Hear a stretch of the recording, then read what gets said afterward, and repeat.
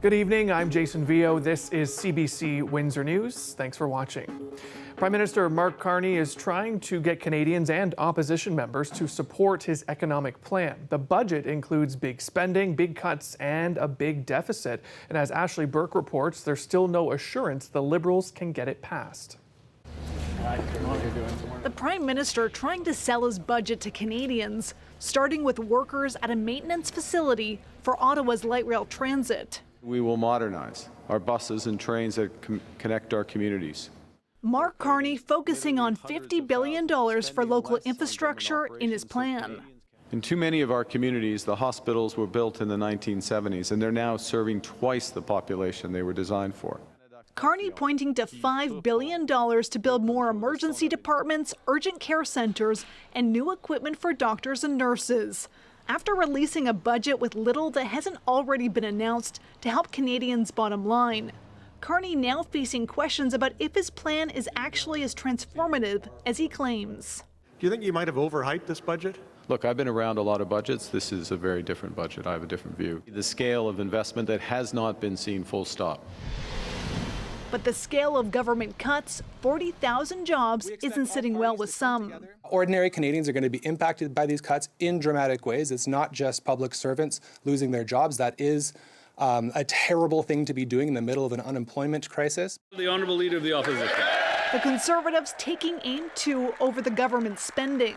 While Canadians are already unable to eat, heat, and house themselves, why is this Prime Minister's costly budget making them pay even more? Hear, hear. Hear, hear. The Right Honourable Prime Minister. Mr. Speaker, this budget has 75% of the measures are for our sovereignty. The NDP has issues with the plan too. It's a big disappointment. There's nothing about, grocery prices. Mr. Carney said that he will be judged by citizens on the price of grocery, and we saw nothing in that budget. The Liberals still need to get some opposition MPs on board to avoid an election. The NDP says they'll be talking to their constituents next week before deciding how they'll vote later this month. Ashley Burke, CBC News, Ottawa. And what does the federal budget mean for people here in Windsor? The CBC's Jacob Barker explores that side of the story with some local businesses looking to pivot. If passed, the budget will send billions flowing.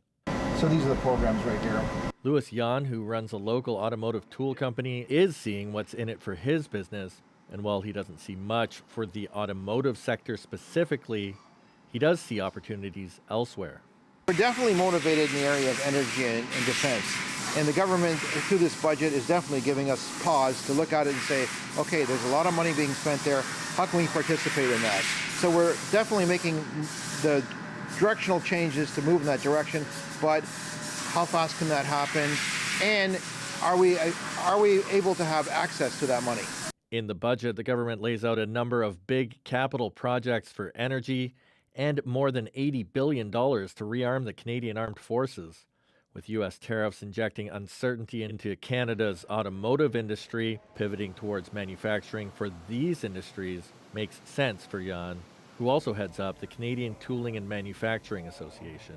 Our biggest concern is that if large projects are given overseas, is there going to be some stipulation that they have to spend so much money in those large projects with Canadian manufacturers?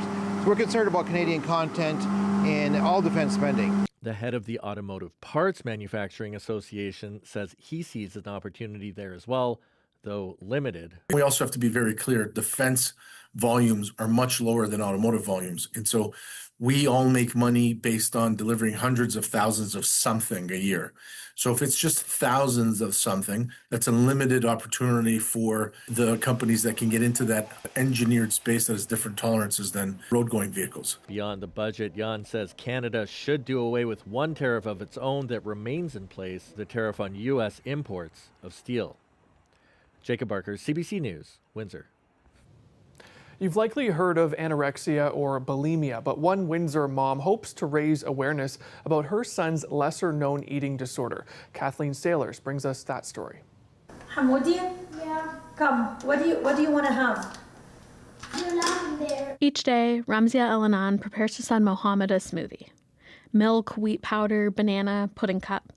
It's essential for her son's health and one of the only things he consistently eats. Her son has ARFID, a little-known, often misunderstood eating disorder. They think that sometimes it's like the kids are being lazy or being spoiled.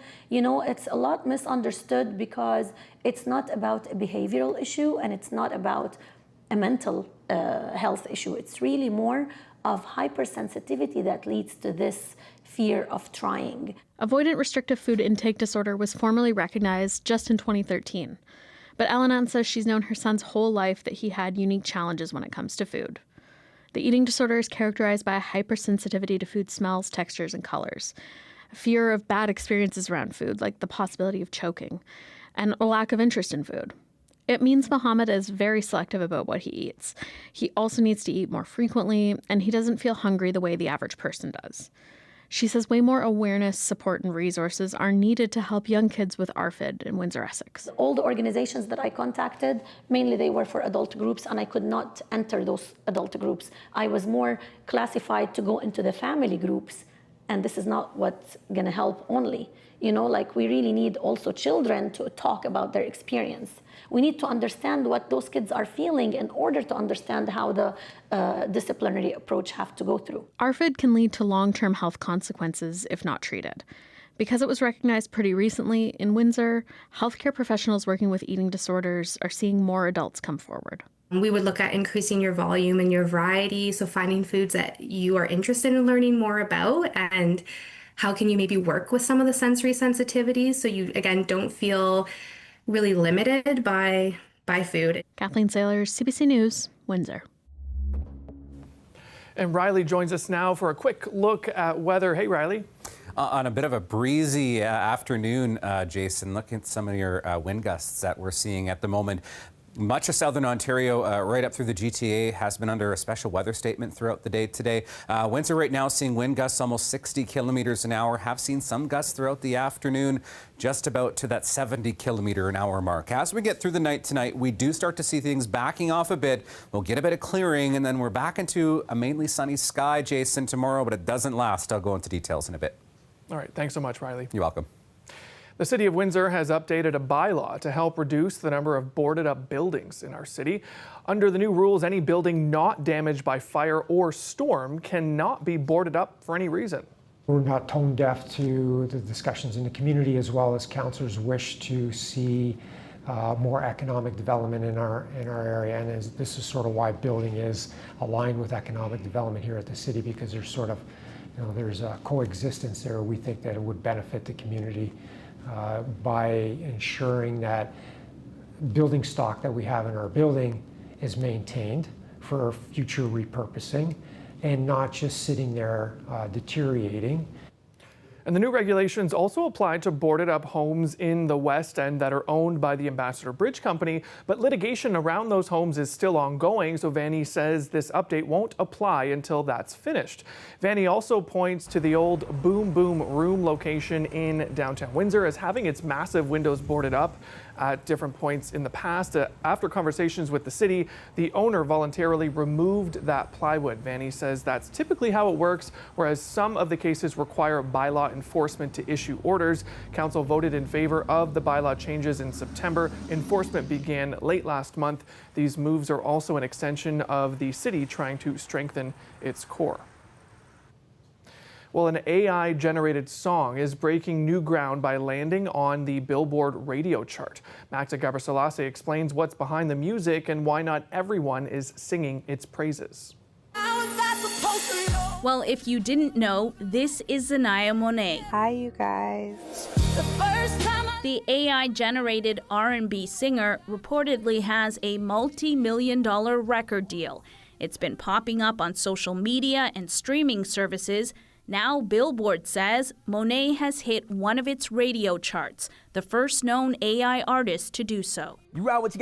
While this radio personality has heard the music, it sounds like a great Southern R&B artist. He says no way is Monet getting any play from him. There's a ton of real artists here in the city, let alone across the world, that are just waiting to be discovered and heard. So You know, let's put our time and effort into that. Monet has real musicians fired up too. Artists were already so mad that they're already seeing next to nothing from their work online and their work in digital music spaces. And they're saying this is another slap in the face from this industry. Living wage for who? His advocacy group is pushing for legislation that includes AI protections, but experts say the law is playing catch-up. And the law needs to react to that technology, and that happens through a combination of lawsuits, settlements, statute, etc. And it's already happening. Suno, the AI program Monet relies on to create its music, is facing copyright infringement accusations. You've been putting in work. Reports say there's a real person behind Monet. Its creator, according to Billboard, is a poet named Talisha Nikki Jones. So she turned her poetry to song. This is Monet's manager. Music is the great connector, and we were able to use that to reach the world. But not everyone is willing to tune in to what this AI is putting out. Magda Gebre-Selassie, CBC News, Toronto. The Windsor-Essex County Humane Society is coming up to an important milestone. In 2026, it will mark 100 years of operation in the community. Now, there are special events planned throughout the centennial year, including a Wall of Fame, which includes one very memorable Humane Society mascot. Pickles the dog had a big impact in the community. I think in every kind of generation of staff, there has been a special animal that's been the ambassador or the mascot of the organization. The portrait was just a way to pay homage to an animal that really left her paw prints on the hearts of so many here. And she's going to be taking a really important place in our Wall of Fame that we're building in celebration of our 100 years. We're going to have a great timeline and this Wall of Fame, and Pickles will find her forever home there because the time she spent here really left a mark on a lot of people. So exactly what was Pickles like? Our video producer dug up some information about this one-time famous local dog. I was working on a project for CBC Windsor's 75th anniversary, so I was looking at a ton of old footage.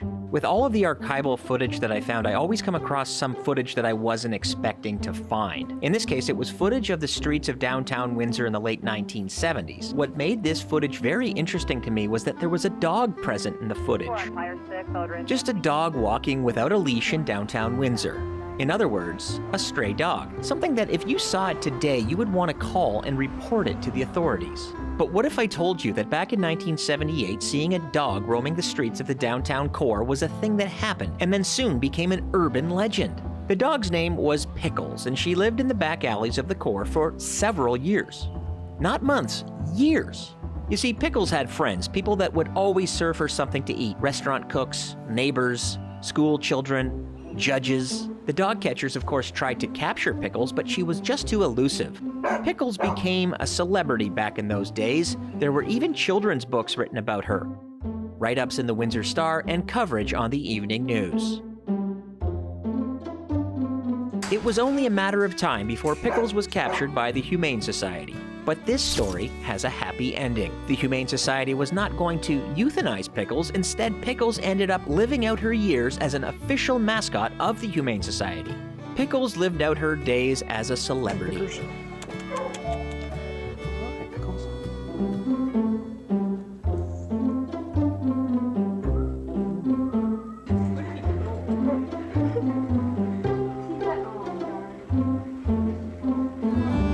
There were two children's books written about Pickles, Pickles the Street Dog of Windsor and Pickles and the Dog Nappers. These books were written by poet Sean O'Higgin and illustrated by Phil McLeod. At one point, there was even a puppet made. I'm happy today, 'cause the rain went away, and the last of the snow is all melted. That puppet still exists and was recently on display at the Chimchuck Museum, along with the Pickles flipbook and storybook. Who remembers Pickles the dog? And that's video producer Mike Evans putting together that mini doc about Pickles the dog. Still to come later in the show, weather and more news coming up right after the break. Stay with us.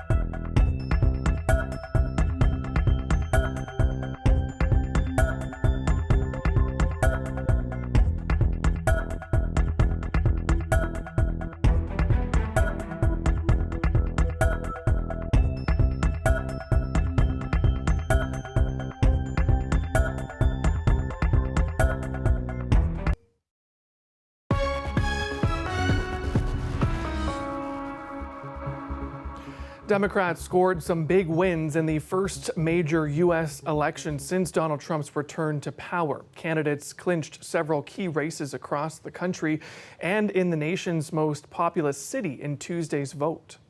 New York, tonight you have delivered a mandate for change. New Yorkers chose Democratic Socialist Zohran Mamdani as their next mayor. Democrat Abigail Spanberger won the race for Virginia governor. The former congresswoman flipped the state after 4 years of Republican leadership. The Democrats also won the governor's race in New Jersey, and California voted yes to redrawing its voting district maps, which could theoretically benefit the Democrats in next year's midterms. Well, it's been 1 year since American voters picked Donald Trump to be their president. He was sworn into office in January, and a lot has already happened in his second term. So how are voters feeling about it now? Katie Simpson put that question to people in Starr County, Texas, a border community that is facing difficult economic times. We are in the heart of Southwest Texas, a place called Starr County. Right over here, you've got the Rio Grande River, you've got Mexico. On this side, you've got some cliffs, and you've got the border wall right here on the American side.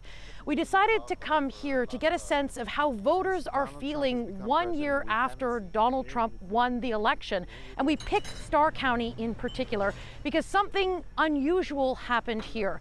For 132 years in a row, voters in this county had voted for the Democrat who was the nominee for president. That was until 2024. Donald Trump became the first Republican at the top of that ticket to win. The key issues in that vote had been making life more affordable. Voters liked Donald Trump's promises on that, and his hardline immigration policies. To get a better sense of how voters are feeling, what they think he's done so far, we asked. 1 year after the election, what do you think about what happened? And has your life changed at all? Can I say it in my own words? Yes. He's a piece of shit. Tell me why you feel like that. Because poor people are suffering. Old people like me, I'm 80 years old, are suffering. He wants to take our health cares away. He wants to take all the programs from the kids. People are starving. Immigration has changed dramatically. Like you'd see literally people crossing the border illegally, not through our port of entry, but through the river. We'd see them crossing and cross through our historic plaza here, downtown area, and being processed here. So we'd see family units by the hundreds sometimes, and at all hours of the day and night. Now we don't see that happening. And the reality is that if we do, it's very rare, but I don't see illegal immigration. I'm sure it's happening. To what extent, I don't know. I don't have the numbers. But we don't see it like we did under the Biden administration. Of the voters we spoke with, no one openly said that they regretted their vote on either side. And those Trump supporters, those Trump voters, they said that they're willing to be patient to give him more time to implement his agenda. Katie Simpson, CBC News, Starr County, Texas. A man stepped behind Mexican President Claudia Sheinbaum and groped her while she was interacting with constituents in Mexico City on Tuesday. A government official intervened. A video shows the man, who appeared to be drunk, leaning in for a kiss before touching the president. The president pushes his hands away before turning to face him and saying, "Don't worry." State police later confirmed the man has been arrested. Sheinbaum said she plans to press charges. The incident has raised questions about a lack of presidential security and the level of sexual harassment faced by women in that country. Well, it's a show that everyone has a front row seat to, no matter where you are.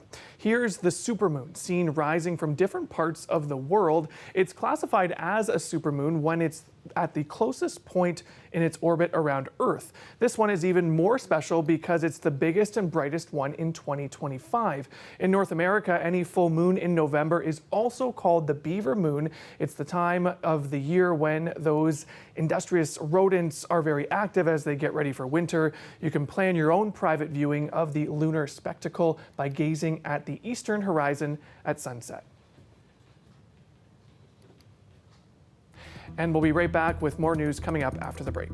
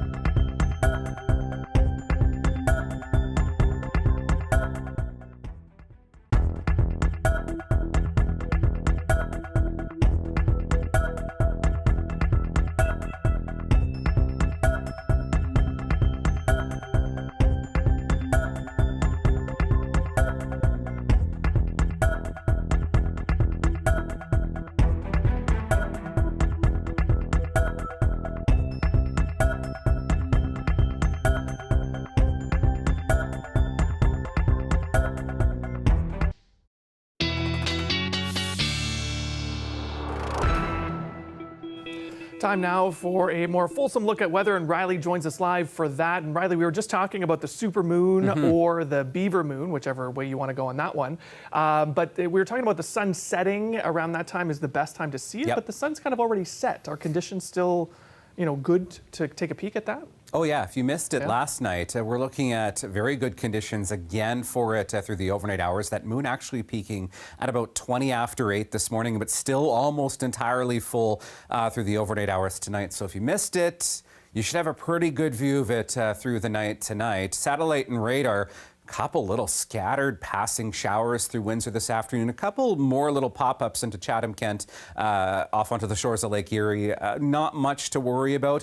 This is all part of a broader system that pushed through southern Ontario today. Bit of a front pushed through the Niagara region. We just have sort of the residual of that down into southwestern Ontario and back into Detroit. This has also kicked up quite a bit of wind. We did see winds gusting at just about 70 this afternoon in Windsor. Could see some gusts in Sarnia, for example. London, Kitchener at almost 80 kilometers an hour through the evening tonight. So we are looking at the winds going at a bit of a clip overnight tonight. In Windsor, for most of the region, we should see things starting to die off as we get through the overnight hours, and actually a pretty pleasant day as we get into the day on Thursday. So clear skies overnight, sunny skies to start. Once we get into the evening hours, though, we do start to see some cloud building in again.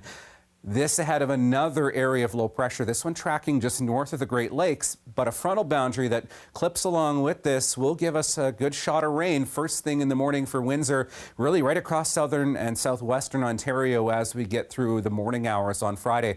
And as I put this in motion, you'll see just how quickly this moves out of here. This is a quick shot of rain as we get through the morning hours, and then in behind this, some clearing once again, and we're actually back to maybe even a bit of sunshine as we head into the early part of Saturday. So winds do start to back off through the overnight hours, almost calm as we get through into the early part of Thursday into Friday. We will start to see that picking up once again, and we're looking at some windy conditions persisting once again. Temperatures at the moment, 10 degrees in Windsor, Chatham-Kent at 9, looking at temperatures close to freezing first thing in the morning, 4 degrees in London. And here's your long range. Yes, there's some of that rain that passes through to the tune of 5 to 10 millimeters, Jason, for Friday. And then looking at the potential even for some mixing as we get through the weekend with some cooler air. All right. Thanks so much, Riley. You're welcome. And that does it for us here at CBC Windsor News. Thanks for watching, and we'll see you back here tomorrow night. Good night.